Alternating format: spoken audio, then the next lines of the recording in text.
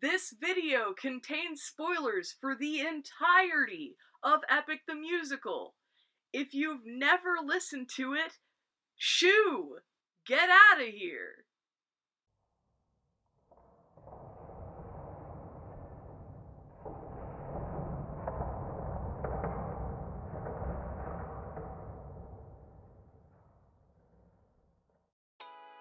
Hello! I'm Mystery Shy, and welcome to my extended rant about Epic the Musical. Epic the Musical is comprised of 9 sagas and 40 songs. So we're gonna be here for a bit. I'm gonna be going through each song one by one, and then sorting it into my incredible, amazing categories. After a not insignificant amount of brainstorming, I came up with these 8 categories. Hype. Hype is POV, you're gonna be smote. Mom, I'm scared. Drama. Little Trickster Moment. What gives you the right? And Catchy Earworm. There are going to be many of these songs that could fit into multiple categories, but I'm going to do my best to just sort it into one category per song. I want to preface by saying I am not a musical expert by any means, so if I use the wrong terminology, no I didn't. Without further ado, let's get into it. The Troy Saga. The Horse and the Infant. Alright, so right off the bat, we're starting off with a song that's hype as So when I say it's hype as I mean Odysseus is literally hyping up his men and preparing them for their invasion of Troy. Also, re-listening to this song, the line, "Do what I say and you'll see them again," referring to the soldiers' families, that one didn't age so well. But for this battle at least, the surprise attack will prove pretty effective. If the Trojans had just looked a gift horse in the mouth, they would have seen that there's hundreds of enemy soldiers in there. Just a Man. We're only on the second song of the musical, and it's already a "what gives you the right?" This song is truly heartbreaking. And unlike some people, Paramedes, Odysseus actually has a moral dilemma when it comes to doing what Zeus tells him to. I actually listened to a piano cover of Just a Man somewhat recently, and the emotion really carries through even without any of the words. Full Speed Ahead. This song has a little bit of a weird vibe because it comes directly after the ending of Just a Man. It's pretty upbeat and happy because all of Odysseus's men are super excited and ready to get back home, which I'm sure will happen very soon. Every time I hear this song, I just imagine all of the soldiers on the boat partying, and you can see Troy burning in the background. The ending of the song especially kind of feels like, I don't know, something out of One Piece, where they're scouting out this island and about to have some big grand adventure. One of my favorite things in this song is the contrast between Polyphemus and Eurylochus, because Eurylochus is instantly just like, boom, these strangers that may or may not exist on this island, that we've never met before, let's just kill them though. And Polyphemus is like, we could be peaceful, we can be chill, that would be fine. So I'm gonna put Full Speed Ahead under hype, because it is exciting, but there's way better songs. Open Arms. This song would go straight into the Catchy Earworm category if it weren't for, certain events. Seriously, what gives you the right? I can't be happy while listening to this song. Shoot, even the first time that I listened to Open Arms, I was like, this is a trap. You're making me feel good. And that's a problem. Warrior of the Mind. This song is hype as This song also sort of hits you out of nowhere because Athena shows up and is like, hey, by the way, I was here the whole time. While it might seem pretty cool to have a goddess on your side, Athena comes across as being pretty overbearing. The main theme of the musical is mercy versus ruthlessness, and Athena is definitely taking the side of ruthlessness. She's telling Odysseus, all of my knowledge, all of my wisdom is telling me that you need to do what you have to do and you can't rely on your emotions to make decisions for you. Athena completes her berating of Odysseus by giving him a final warning. Don't disappoint me. Well, my guy is gonna speedrun that in about 3 songs. The Cyclops Saga. Polyphemus. So the opening of this song is a pretty much immediate, Mom, I'm scared. The entrance of the Cyclops is horrifying.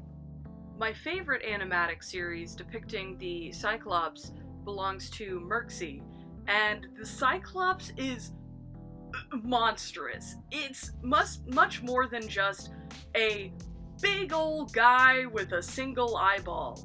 This thing is truly frightening. And I'm going to be honest, I'm kind of on the Cyclops side here.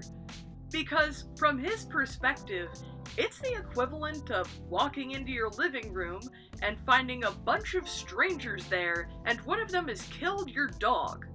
Some of you may disagree with me, but I'm actually going to sort this song into the Little Trickster Moment category, specifically because of the way that Odysseus is trying to play off this situation and get everybody out of trouble. Not only is Odysseus trying to bargain with the Cyclops, but he also has the forethought to taint the wine with some of the lotus, just in case things don't work out. Survive. Speaking of things not working out, the peace talks, they didn't work. The first half of this song is hype as Following the Mircsy animatics, it's this Attack on Titan style fight between the Cyclops and all of the men who are way smaller than him. Things seem to be going pretty well at the beginning, but the second half of the song pretty quickly devolves into Mom, I'm scared. People are dropping left and right. Rest in peace, Polites. The Cyclops starts echoing back all the lines that they've been saying to hype themselves up and fight him and justify killing him. So, this song is half hype as and half Mom, I'm scared. If I have to pick one, I'm gonna put it in hype as because that's the part that I want to listen to a lot more. That's it. That's the only justification I have. Remember them. I really love the muffled effect at the very beginning of this song, where Eurylochus is trying to break Odysseus out of this trance that he's in, because he's just so traumatized at losing everyone. A lot of events happen in this song, pretty rapid fire. The who hurts you part of this song is so scary when you realize that there's so many more Cyclops that are hiding in this cave. But thankfully, because Odysseus had laid the groundwork in a previous song and was like, oh, I'm nobody, that pays off. And the thing is, you could also interpret it that had Athena not stopped Odysseus and told him directly to kill the Cyclops, that maybe he wouldn't have felt the need to give this grand speech as they were leaving and straight up dox himself. This song is definitely hype, but I don't know if it quite qualifies for hype as mostly because it is still a loss. It's not... You don't feel great at the end of this song. People still died. My Goodbye. It's our first song for the drama category, baby! So, among the animatic community, I've seen a lot of different interpretations of what this scene looks like, ranging from just kind of a more mild disagreement to a straight up fight. Honestly, I enjoy it either way. So WolfyTheWitch has a more disapproving and disappointed Athena, who is more cold and callous as she breaks off her mentorship with Odysseus, whereas Mircsy has a much more aggressive Athena. She's pissed off. She's pretty angry. In Mircsy's animatic, Athena transforms into an owl and is attacking Odysseus, and it has such beautiful and cool imagery.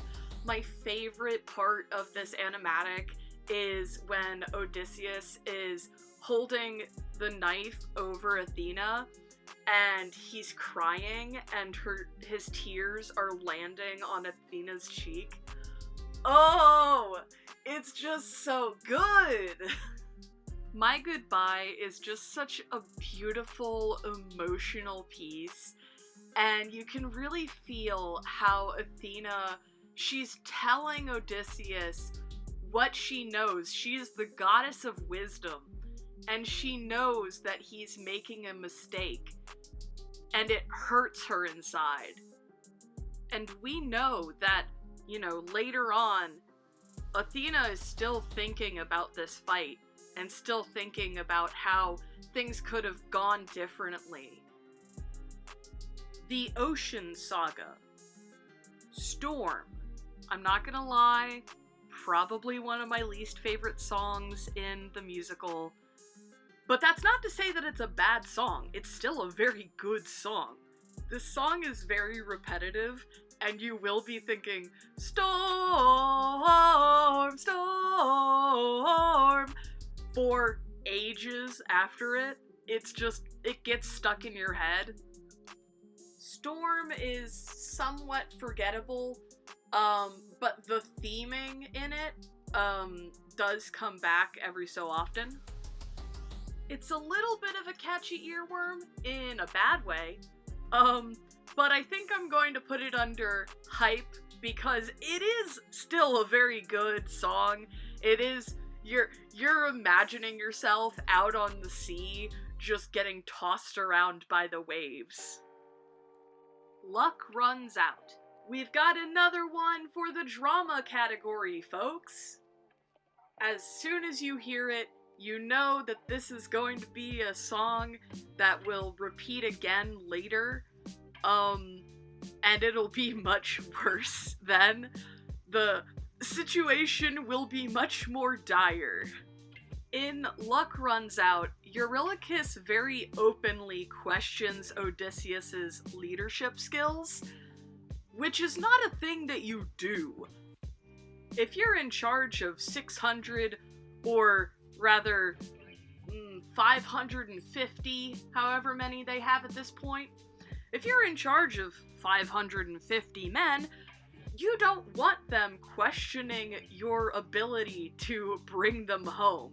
That sort of talk can lead to a mutiny. One of the lines that I fixate on in this song a lot is, "I took 600 men to war, and not one of them died there. There. Keep your friends close." This song is such a catchy earworm, it's not even funny. Now, you could argue that this song could be filed under the Little Trickster Moment category, because Aeolus very well knows that if they claim that there's treasure in the bag, the other mortals will be so tempted to open it that they're going to do it. My favorite animatic for Keep Your Friends Close is by Gigi. They depict Aeolus very similarly to the Collector from the Owl House. Aeolus floats around on a little cloud and is very obviously just trying to have fun. They don't care about anything else. The Winions, the little critters that follow Aeolus, look like Teru Teru Bozu, rain dolls, but they have clown hats, and they're very cute. There's a really incredible video called Get Them Into Epic the Musical with This by Rochi that has a bunch of animated scenes from Epic to the audio of Odysseus falling asleep. It's only a minute long, so please, please, please watch it. Anyway, back to Keep Your Friends Close. The first time I heard this song, I honestly wondered why Odysseus didn't just share the duty of watching over the bag and making sure that it stayed closed. I was like, why doesn't he just get his second in command, somebody that he trusts, to watch the bag while he sleeps and vice versa? That just makes sense. But I know better now. The ending of this song is so brutal when you realize just how close they were to getting back home. So if somebody hadn't been a greedy we all would have been partying in Ithaca right now. Ruthlessness. We're finally here, everybody. It's the one everybody's been waiting for. This song is the best song up until this point in the musical. And you already know, POV, you're gonna get smote. If you're living in ancient Greece, one of the main things that you want to avoid doing is getting a Greek god mad at you. But fellas, it's too late. Poseidon is already here. There are a lot of very good animatics for this song, but from this point onwards, if there is a Neil Illustrator animatic for a song, that's gonna be my favorite animatic. I'm sorry. Neil Illustrator animatics are just top tier. They didn't have to make Poseidon look like that, but oh boy did they. He is so hot. Also, I really love the character design where he has this prosthetic arm that's like made of water that he can manipulate any way that he wants. It's just such a fascinating idea that I haven't really seen done very much. Anyways, before you go picking fights in ancient Greece, maybe you should do a little bit of research about who your enemy's dad is, because they might just be the god of the sea, and when you're traveling in the sea, that's no good. Ruthlessness just tosses you right into it, and there's nothing that these mortals can really do against a god. Their lives are on the line, and they're at the whim of a very powerful being. This song also further drives home the point of the musical and the theming of ruthlessness versus mercy. As Poseidon says, ruthlessness is mercy upon yourself. You have to do bad things to other people sometimes if it means protecting yourself and your reputation. Also, it's incredible that Poseidon echoes back, "I am your darkest moment, remember me," the words that Odysseus said to the Cyclops after blinding him. I always have been, and always will be, such a sucker for reusing lines and phrases, but with a different meaning, or or in like a different context. The Circe saga. The girl boss saga, more like. Hey, let's go! Puppeteer. So, Odysseus isn't having a very good time. Most of his guys are dead. At this point, I think he only has 50 men left, which is insane considering he started out with 600. But Poseidon took out the bulk of them and drowned them. The opening to this song has no right being so beautiful and serene considering the fact that everybody just got brutally murdered. But the adventures continue on a whole new island where I'm sure nothing bad will happen. This song showcases one of my favorite Eurylochus moments, sung by Armando Julian. Eurylochus launches into this absolutely incredible, rapid-fire speech where he's telling Odysseus about all of the horrible things that they have encountered and will encounter, and this by far might be the scariest one of them all. It's a lady with magic. I also find it really interesting that Eurylochus tries to stop Odysseus from going to save these men. He's like, it's fine, we can just let some guys be pigs, it's okay, we'll just keep on rolling. So for this song, I, yet again, am stuck between two categories, because it is very hype.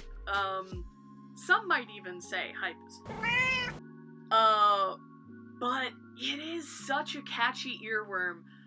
I really want to put it in the catchy earworm category, because it's such a bop. It's so fun to listen to.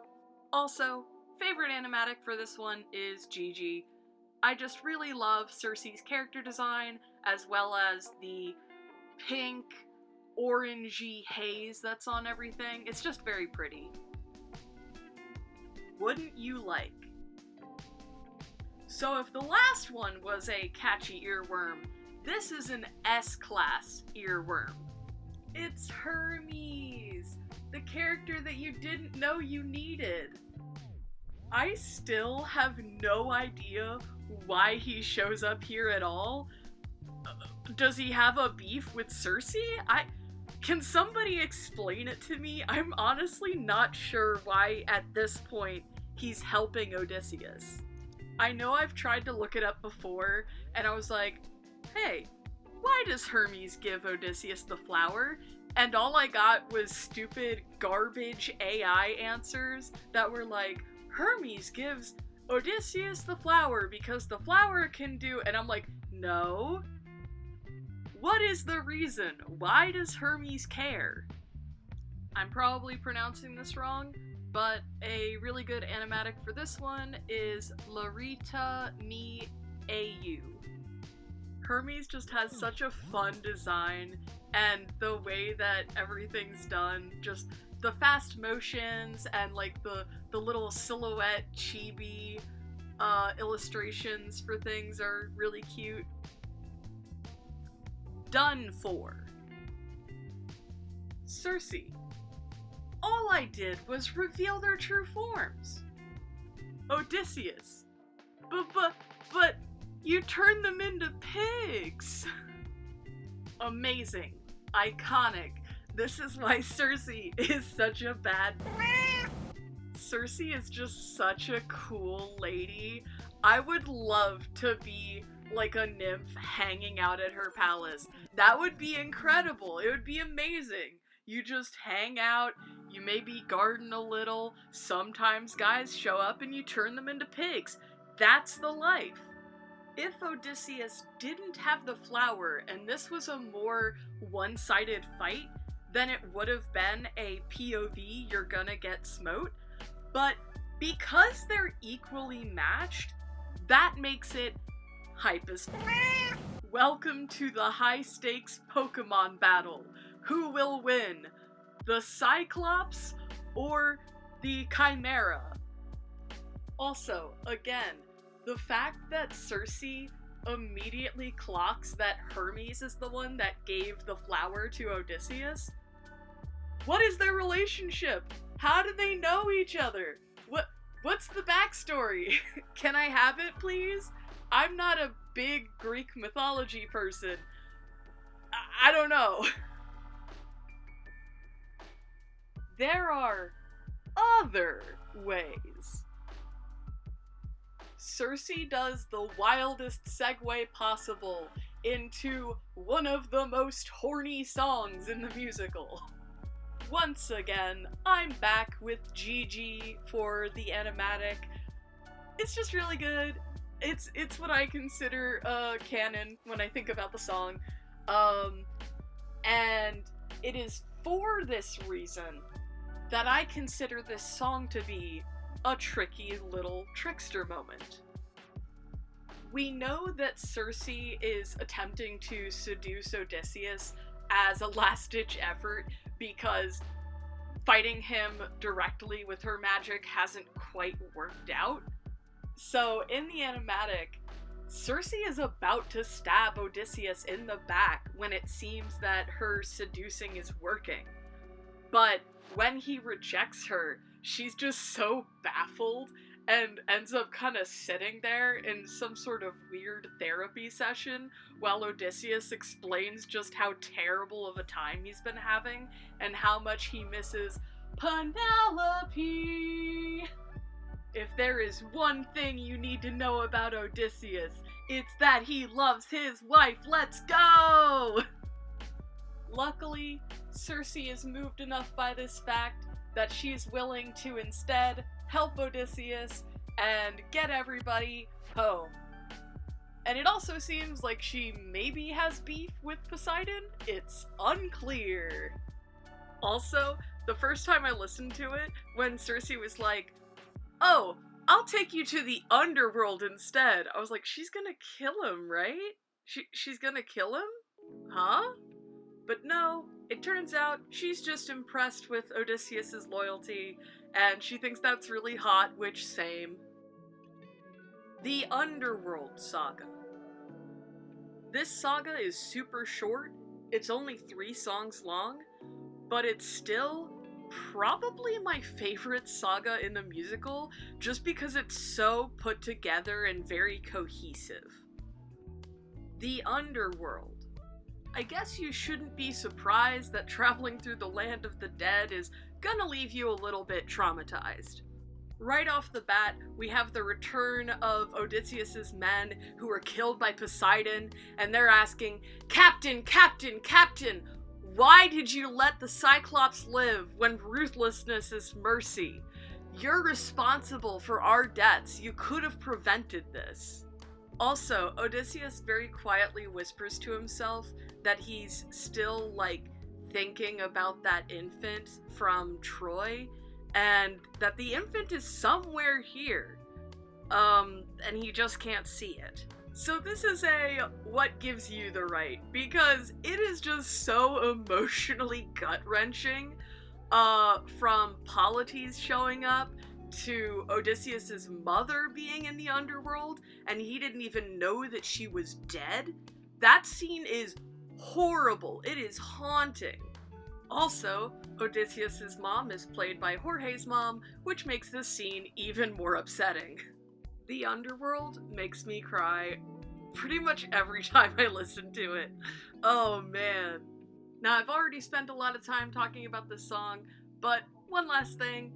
The moment after he's singing with his mom and it just goes to silence and you just hear the rocking of the waves and the creaking of the boat, and then it ramps back up and he starts screaming. Oh, that is cinema. No longer you. At this point, Odysseus is like, we've been through literal hell at this point. Hey Tiresias, what do you have to tell me? And Tiresias is like,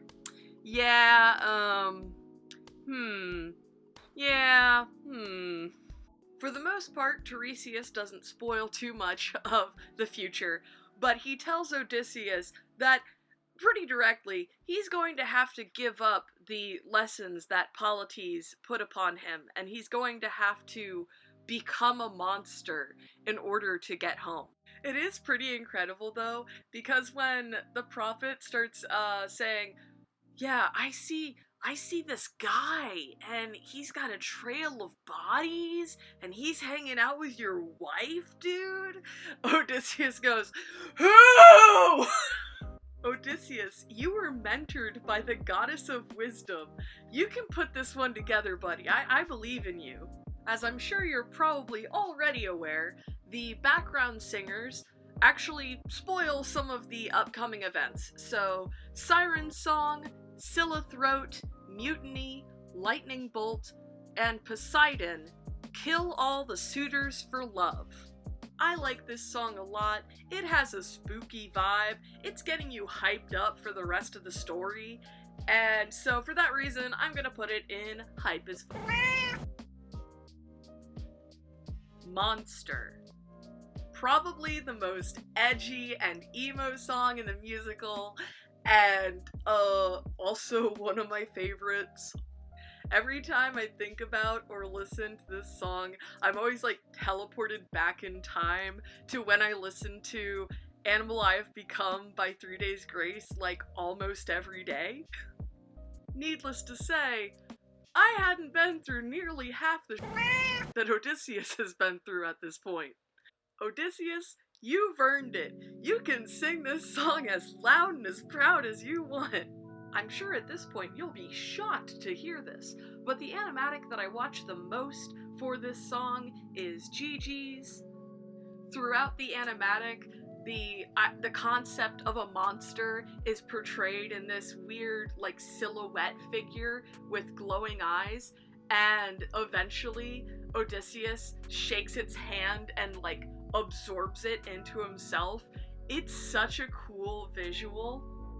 Also, towards the end of the song, Odysseus kind of seeks comfort in Penelope, well, ghostly, hallucinatory Penelope's arms, and she rips Polyphemus' headband off of his head as, like, the concept of, like, stripping away any lasting impact that Polyphemus had on him.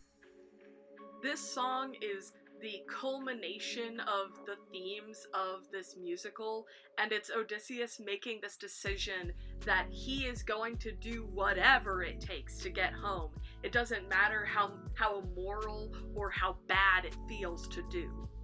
The line, "And if I gotta drop another infant from a wall in an instant so we all don't die?"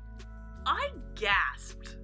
Odysseus has been through so much since the song Just a Man that it's no longer a problem anymore.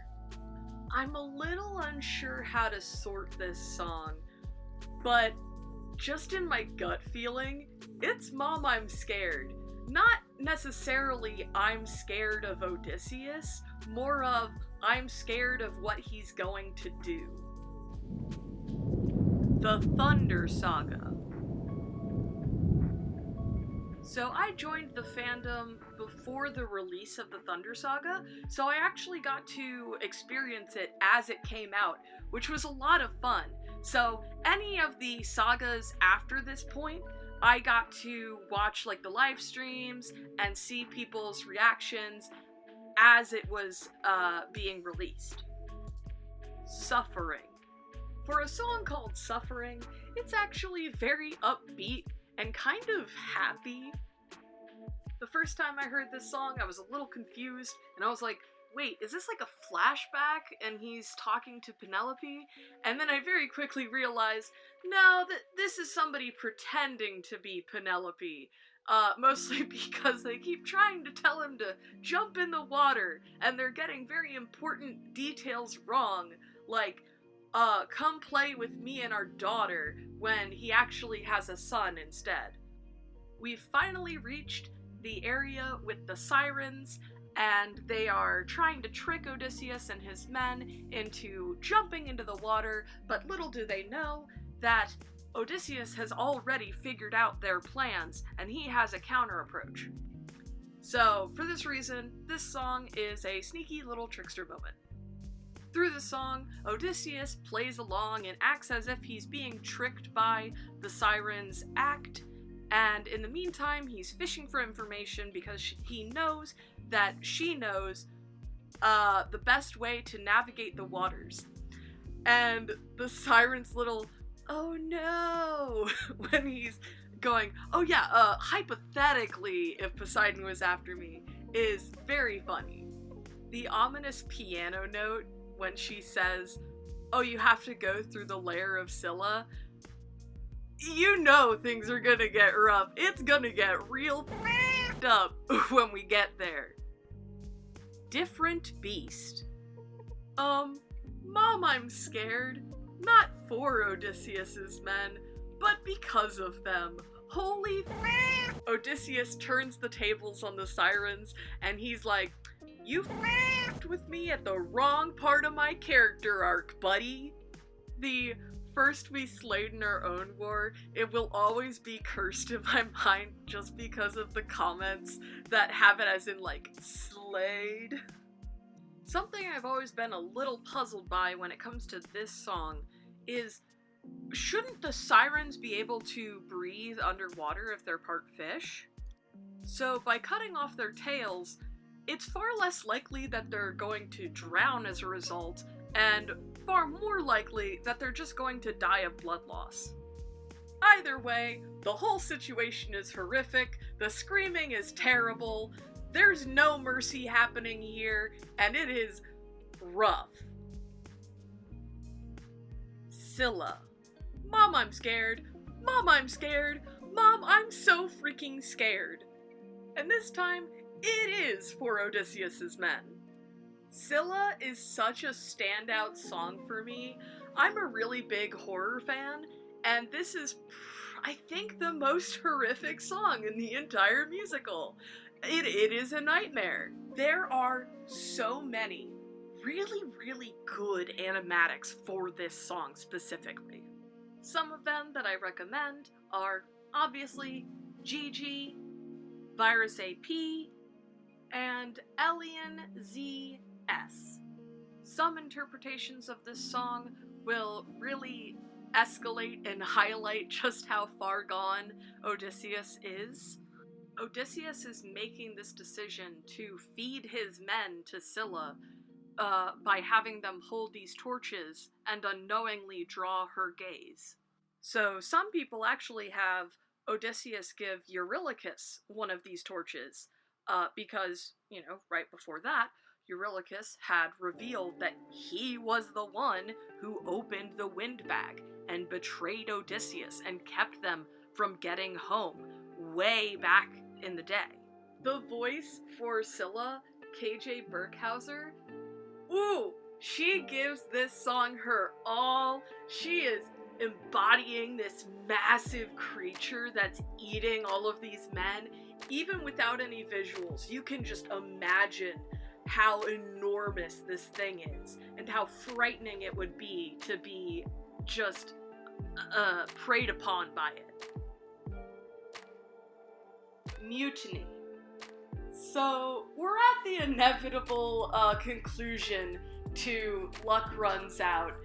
Odysseus hasn't exactly been doing the best job at keeping his men alive, but Scylla is the final straw.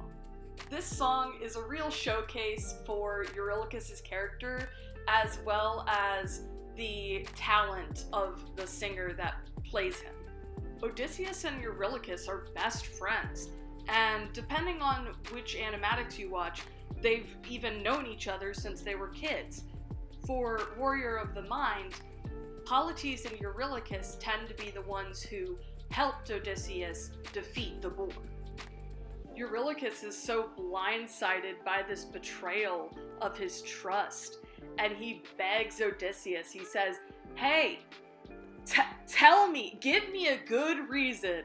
Surely there is something I'm misunderstanding, because this is not the person that I thought you were." And when Odysseus can't come up with anything and just says, "Hey, I did what I did. I sacrificed these guys," and Eurylochus draws his sword, the electric guitar riff that kicks in is so cool. It's really great. There's a really incredible animatic for this song by Kisu Doodles that has amazing fight choreography. It's incredible. You can really feel the hesitation on both sides, really. They don't hate each other. They don't want to be in this situation. The fact that Eurylochus treats Odysseus' wounds after this, instead of just letting him die, really speaks volumes about their relationship. Mutiny is peak drama. It's going straight into the drama category. Of course, after this insane fight, the journey still goes on, and they end up on this island. On the sun god's island, Odysseus just hears that there's mysterious livestock and he's like, oh no, please, I learned my lesson with the sheep. Y'all, do not do this.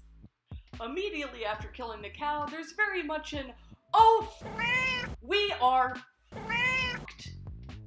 I gotta say, I really love the super panicked version of Full Speed Ahead at the very end of this song.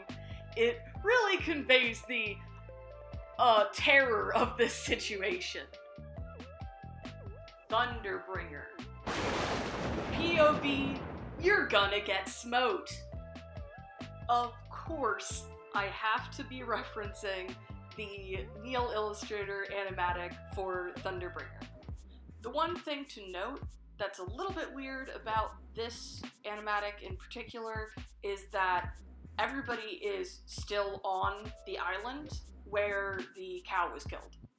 So Thunderbringer, you pretty much immediately find out that this version of Zeus is not the same Zeus you met in the beginning of this story. He is not the big wise god character.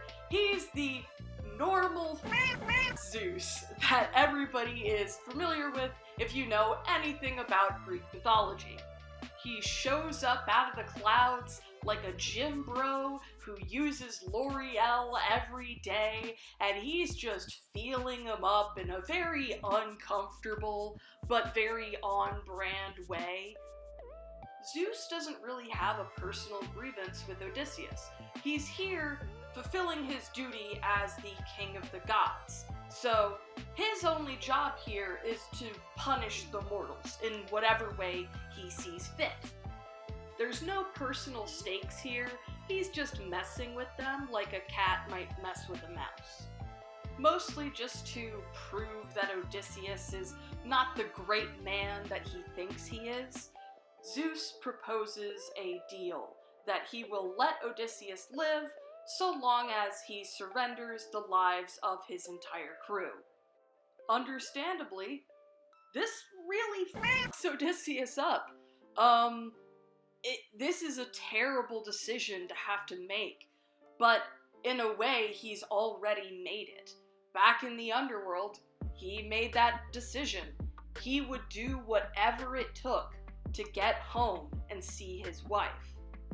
Unfortunately, my stupid brain is cursed, and every time I hear that super emotional exchange between Odysseus and Eurylochus, all I can think about is the Jimmy Neutron version. So I guess, take from that what you will. The Wisdom Saga. Legendary. And now, for a completely different change in tone. When the Wisdom Saga released, and I started listening to the first song, I was so confused at first, because I was like, where's Odysseus? Who is this? And then I was like, oh! It's Telemachus! Okay! My go-to animatic for this one is by Duvetbox, and it has a very punk emo looking Telemachus, but he's still so bright and bubbly. This song, of course, is a catchy little earworm. It's just very fun. It's a little bop.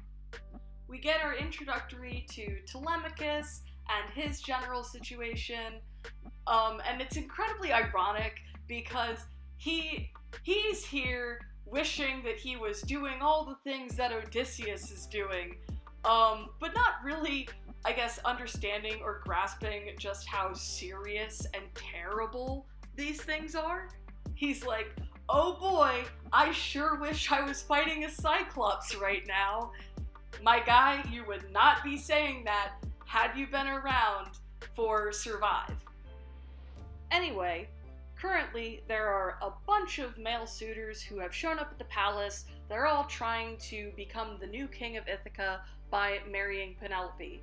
And the thing that I find very confusing about this is not necessarily the fact that people think that Odysseus is dead.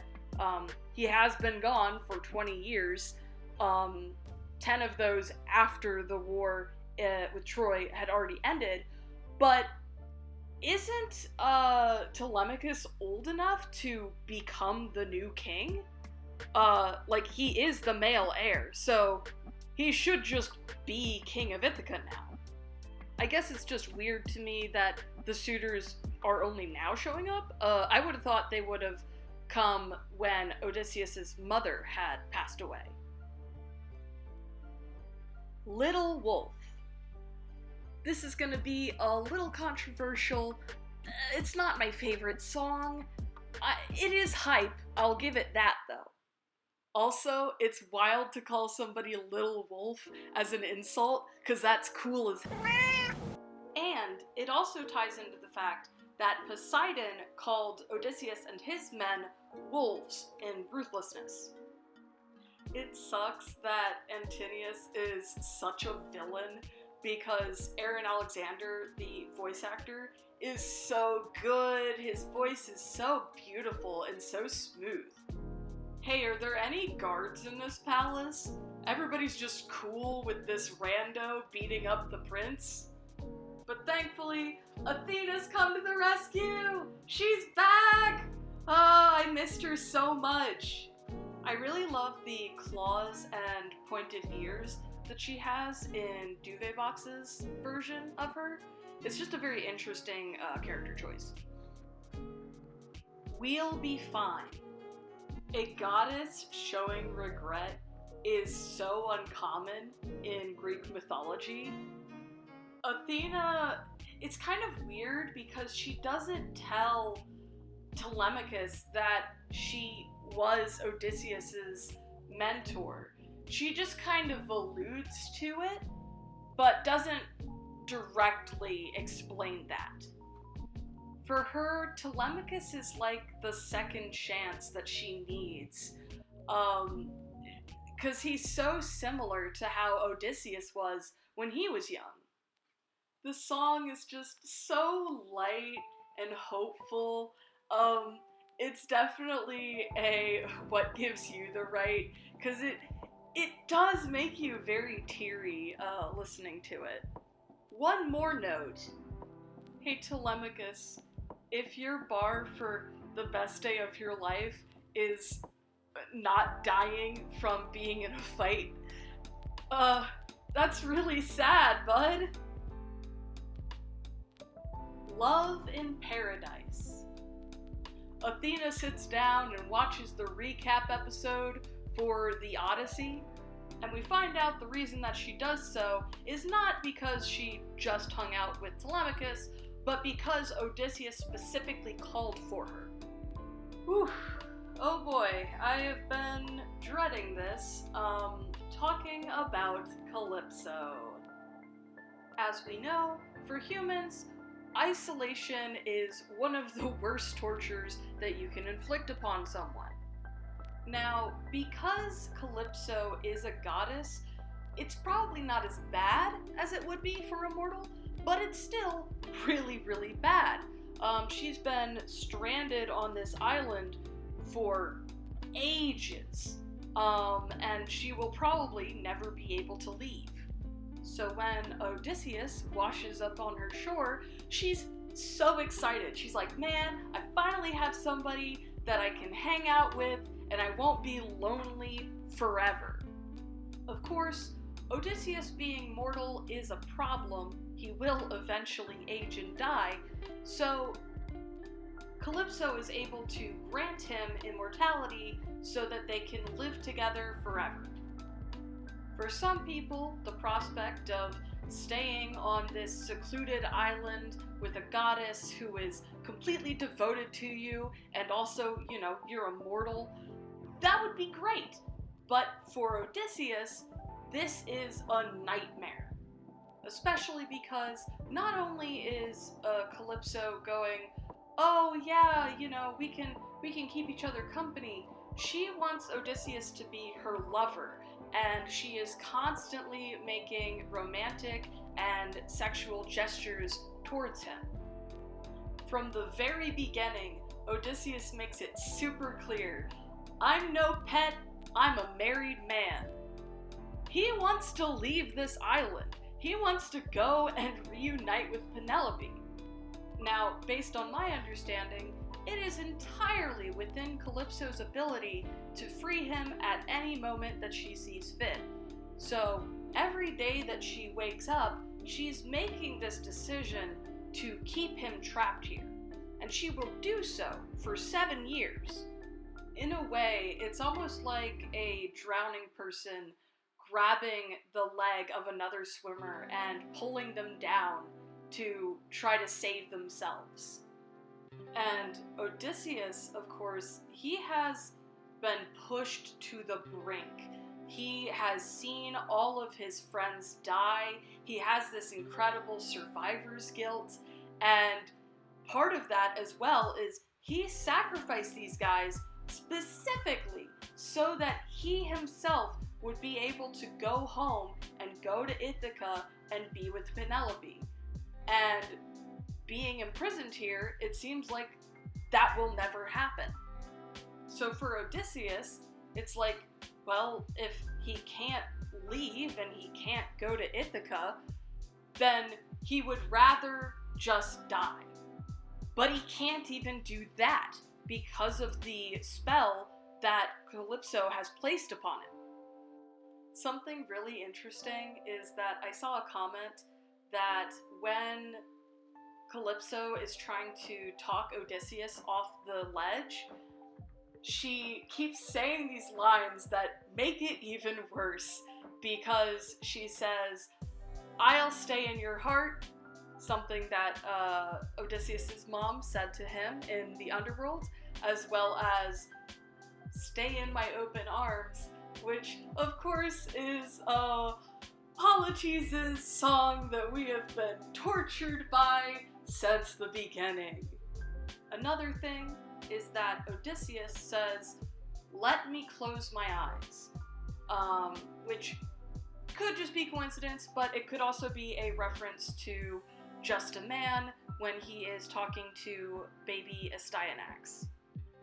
It has taken Odysseus being pushed to his limits. He has no options. He can't die. He can't leave. And so the only thing he can do is call for Athena. There is so much to unpack in this song. It is a single song, and it is brutal. There is so much here. I'm sure you could write an entire college essay if you wanted to just about this. Man, I have been yapping for a hot minute about this song, and I haven't even talked about the actual music itself.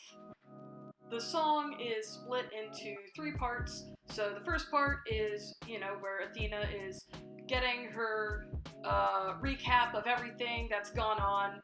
I guess that's part of her power set, ? The middle part, which is the part that I remember the best, is just, Calypso meeting Odysseus for the first time. You kind of explain what their situation is. And then the last part is the time skip, where Odysseus has already been here for so long that he is willing to reach out to Athena. See, and this is a really tricky song. I am not sure where I want to put it in terms of sorting it, because the middle part especially of Love in Paradise is a catchy earworm. I'm sorry, it really is. And the other options I'm looking at are What Gives You the Right and Drama. Man, this sucks. I honestly can't really decide what category to put this freaking song into. Okay, feel free to get mad at me in the comments.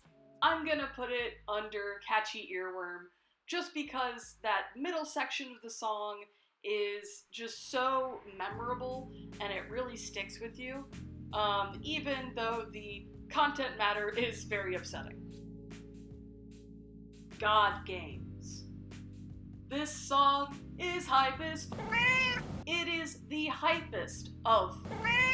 It makes so much sense that this is like a season finale song, because it is a showdown between all the gods. Of course, I have to say that my favorite animatic for this song is Neil Illustrator, though there are plenty of really, really good animatics for God games to watch. I love seeing all the super incredible and creative character designs for the different gods, though I gotta say, Aphrodite, girl, she's just letting it hang, it's crazy. So the first god that Athena is going to have to show off against is Apollo, and they have this cute little Apollo, but I've read Lore Olympus, so I can't get over my anger for him. So every time I hear his name, I'm just, that guy. At first I was really confused the first time that I listened to Apollo's argument, because he focused on the fact that the sirens were killed, and I was like, wait, but weren't your cows killed? And I looked it up, and apparently, no, that's a different sun god. It was Helios. That's whose cows were killed. So that's why he didn't really bring it up. I also found it really interesting that during this whole is Odysseus worthy of being released, nobody brought up the fact that he killed Astyanax. That's probably because it was on the orders of Zeus himself. If Odysseus was doing the bidding of the king of the gods, then they can't really hold it against him. YouTuber Your Boy Needs a Hobby has a really incredible video called I Fixed the God Games Arguments from Epic the Musical. And I'd highly recommend that you watch it, because I'm not going to go through each of the gods and talk about their different arguments with Athena, but I agree with a lot of the points that are made in this video that they could have been better, especially from Athena's side, where her arguments are just kind of weak, though her best argument by far was saying that Odysseus is so loyal and he just loves his wife because Hera, she's the goddess of marriage, and her husband, Zeus, constantly cheats on her. Like a lot. Like it's one of the main causes of a lot of this mythological drama. And it should come to no surprise that Zeus is a sore loser. Even though Athena beats his game and convinces everybody that Odysseus should be released, Zeus just can't handle it. He has to have his way. I think Neil Illustrator does such a good job of conveying the scale of this battle that Zeus and Athena have. It is insane how big and giant Zeus gets, and the lightning bolt that he throws at her. It's crazy. Also, side note, I love that the majority of the fandom kind of came together and agreed that Athena has this super cool lightning scar from this battle. That's just a really sick detail.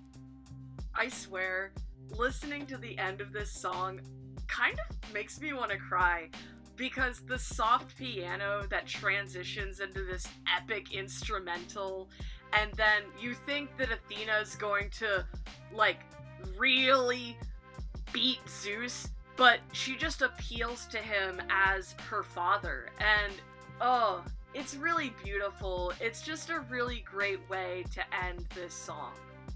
So yeah, God Games, hype as There's a reason it's a lot of people's favorite song. The Vengeance Saga. Not Sorry for Loving You. Oh boy, this song is a real can of worms. So I've already talked pretty at length about Calypso. She's a character that you can have empathy for, but simultaneously condemn her actions. It's wild that she says, if I came on too strong?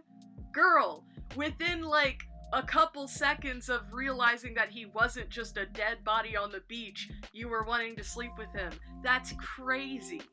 Also, I really gotta love Odysseus's line, I love you, but not in the way you want me to. That's such a good two-part sentence. That second part really slaps you in the face. Not Sorry for Loving You isn't my favorite, but I think it's really important to close off the Calypso chapter of Odysseus's journey to getting back to Ithaca. Depending on your feelings towards Calypso, you're probably split between what gives you the right and drama, but I'm gonna stick with drama just because, I feel for Calypso, but not enough to completely disregard the way that she treated Odysseus. Dangerous. I love this song. It's a catchy earworm all the way. Hermes, he's back, and he's got another great hit. Even though, obviously, this song is part of a musical, you could totally just listen to it standalone, like, while you're working out at the gym or something. It's just such a fun song. Hermes is just describing how the odds are stacked against Odysseus. You could replace all of the lyrics with, "You're probably going to die," and it would have the same effect. Also, we get the return of the Chekhov's gun in the form of the windbag. Surely he's not gonna open it a second time, right? My favorite animatic for this song is by Zeru. It's super fluid and it captures the energy of the song really well. Charybdis. Roserix and Virus AP both have really good animatics for this song. Charybdis is one of those songs that I go back and forth on, whether I like it or not. There are some times when I am really, really into it, but for the most part, it's one of those songs that I could do without. I appreciate the return of the storm motif. It fits really well in here because, it's a battle on the sea. So I'm gonna plop this one right down in the hype category, cause that's where it belongs. Get in the water. Poor Odysseus, man. He sees Ithaca. It's right there. The hopeful music's playing at the end of Charybdis. Everything's looking up, and here comes Poseidon to ruin his day. Weirdly enough, this is the first Epic the Musical song that I ever heard, and that was well before I'd even known Epic the Musical was a thing. I just saw it in random animatics on YouTube. And this was like years ago, well before this saga was ever released. So I think that maybe people had like a snippet of Get in the Water that Jorge maybe released online, and they were just using that. So yeah, Get in the Water. Mom, I'm scared. Mom, I'm scared all the way. But wait, what's this? It seems like we have a category specifically for when somebody's about to get their beat by a god. So let's scooch this guy over into POV, You're Gonna Get Smote. I'm gonna be referencing the Neil Illustrator animatic for this because it's Neil Illustrator.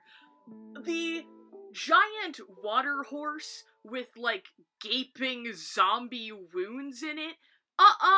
No, horses, they shouldn't be scary. I haven't seen a horse this scary since freaking the mouth-washing video game. Also, like, the forms of dead bodies in the water just floating in the air. Ugh, it's so creepy. Also, super eerie to have these ships just broken and mangled in Poseidon's hair, a reminder of the last tussle he had with Odysseus. Get in the Water feels like so hopeless. What is Odysseus going to do against the god of the sea? He's alone. He's in a raft. He has nothing. 600 Strike. I think more classic literature could benefit from a good anime-style fight scene. Odysseus was on the verge of death, all the emotional hits were playing, he could have just given in, but then he remembered that he still had the windbag on him. I think it's really hard to depict Odysseus flying around with the windbag and make it not look super goofy, so Neil Illustrator just kind of disregards all of that and gives Odysseus sort of a anti-gravity ability. By far, the events of this song are the most unbelievable that a mortal could actually take on a god, so it makes a lot of sense for that animatic to insert a scene with Zeus lending Odysseus some of his power and saying, hey, Poseidon needs to be humbled. This guy is way too prideful, which is saying something coming from Zeus. This song is hype as and it just puts such a big smile on my face. It's so anime and so over the top and so cheesy.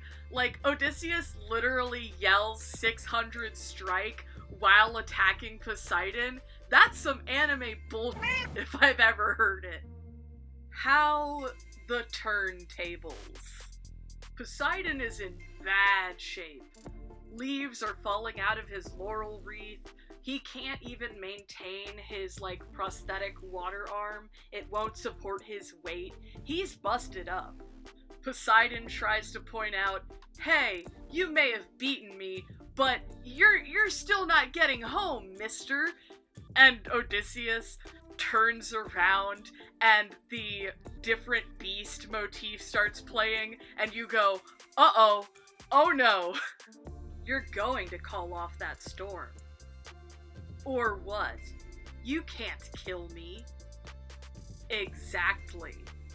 Chills. Chills. Odysseus is just torturing Poseidon with his own trident while letting out all this pent-up anger and anguish over having lost all of his friends and being reduced to nothing and having to suffer for so long. It's such a weirdly cathartic part of this song because you've been alongside him this whole time and listened and heard exactly what he's gone through and understand how he's feeling in this moment. After everything you've done, how will you sleep at night? Next to my wife. This song is so dark and edgy. I just love it. It's great. Vengeance Saga indeed. The Ithaca Saga. We're in the home stretch. It's the last saga. When this came out, I was so both happy and really upset just knowing that it's all gonna come to a close. The challenge. We finally get to hear from the real Penelope herself, and she gets her moment to shine in this song. Analia, the voice for Penelope, is so beautiful in this song and conveys a lot of emotion. Just like with Telemachus, we get to see just how much this has weighed on Penelope over the years, just waiting for her husband to come home, with no guarantee that he's even alive. Even when she's faced with this really difficult situation with these suitors that could turn violent at any moment, she's still doing everything she can to postpone, just hoping that he'll be around the corner. And of course they had to end with the waiting motif. Why wouldn't they? I think for all of Penelope's scheming with unweaving the shroud, and of course this challenge that she knows nobody is going to be able to do except for Odysseus, I'm going to put this into the Little Trickster Moment category. Hold them down. Mom, I'm scared. It's just gonna go in there. This song makes me so deeply uncomfortable, it makes me want to take a shower after listening to it. It's gross. If you're looking for a villain song in Epic the Musical, this is it. It's Antinous and the other suitors plotting to kill Telemachus and take Penelope by force. I don't know how else to describe it, but Hold Them Down feels like a snake, slowly creeping forward and getting ready to strike. Aaron Alexander does an amazing job singing this, which is why it sucks that this song is so upsetting. When the crown wonders where the prince is, only I and the ocean will know. That's such a good villain line, and a lot of people have also pointed this out, that if he did succeed in this and manage to dispose of Telemachus' body in the sea, Poseidon would know.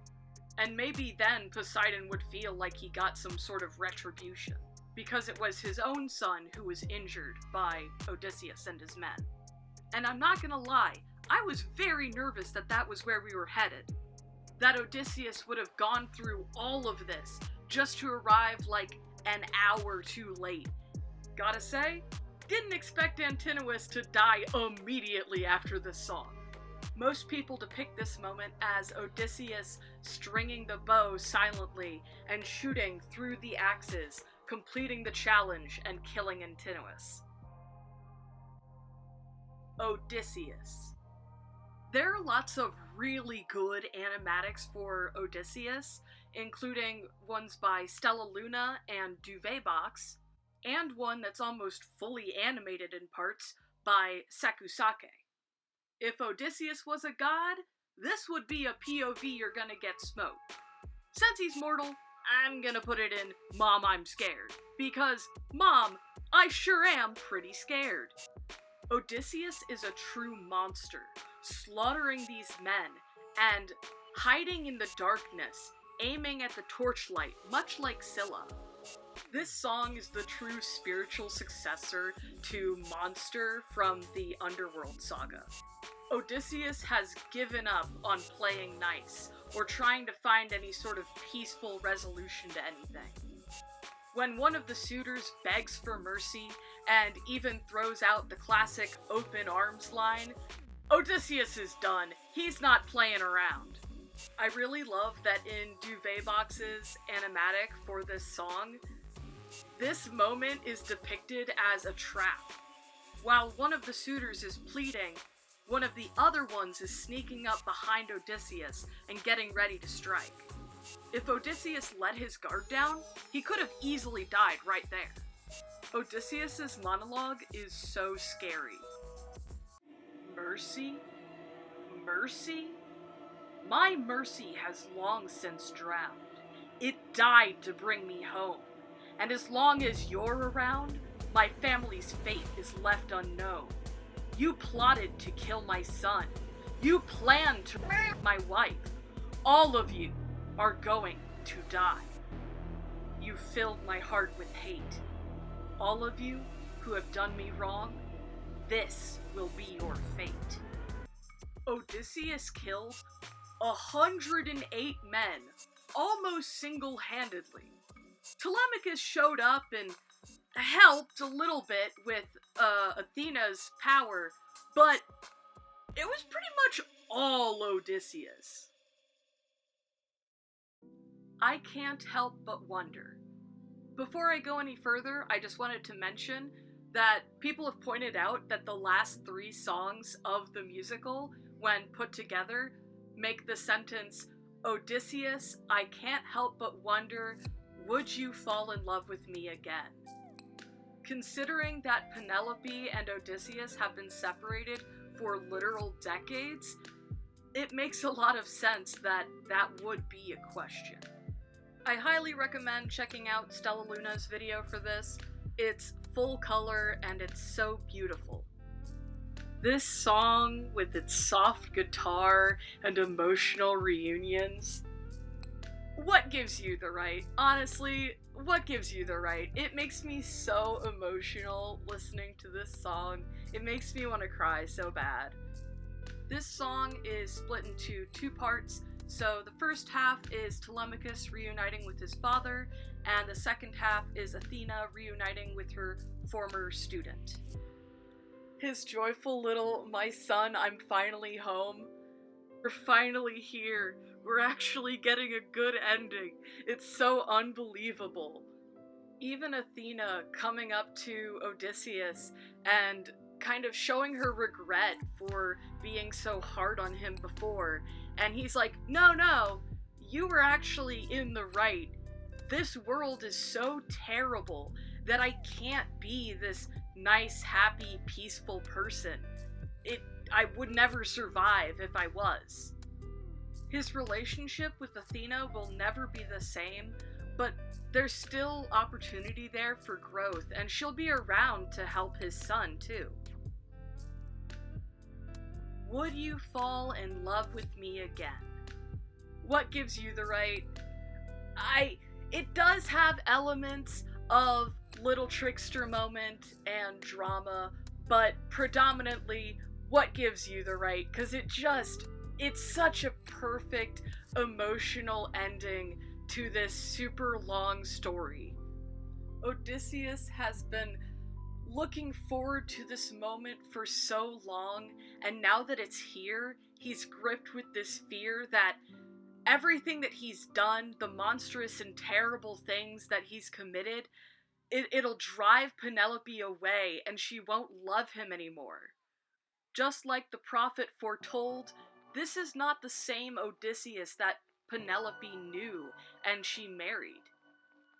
And this is Odysseus's main concern, that Penelope is going to be so frightened of him that she won't love him. He hadn't even considered the fact that she wouldn't recognize him and would need to make sure that it was really him. It was really Odysseus. He's been gone so long that this could be any random stranger coming up to her and claiming to be her long-lost husband.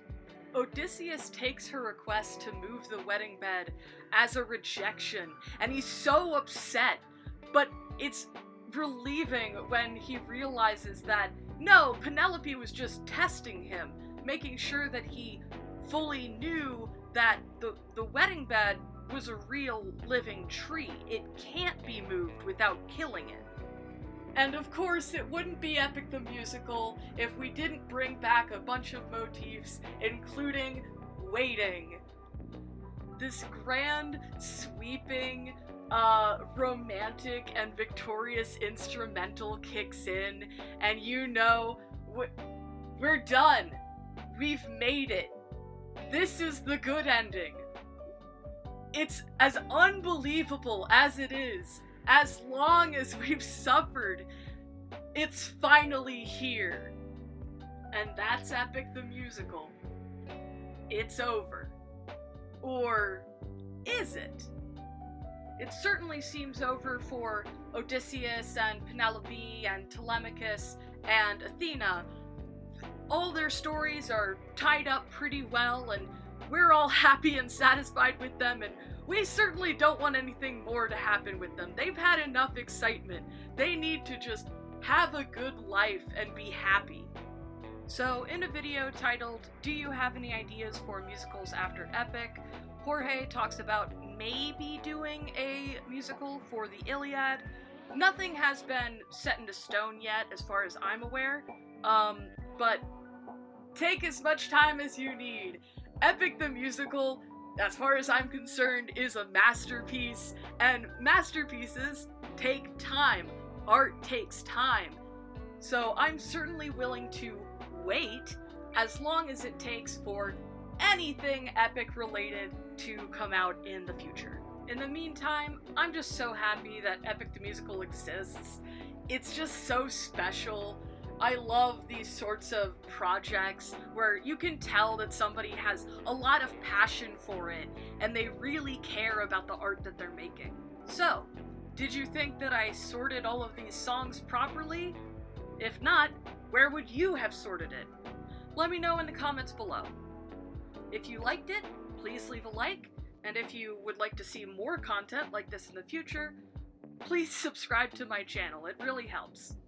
I don't post as much as I would like, but, you know, quality over quantity. I'm Mystery Shy, and thank you for watching.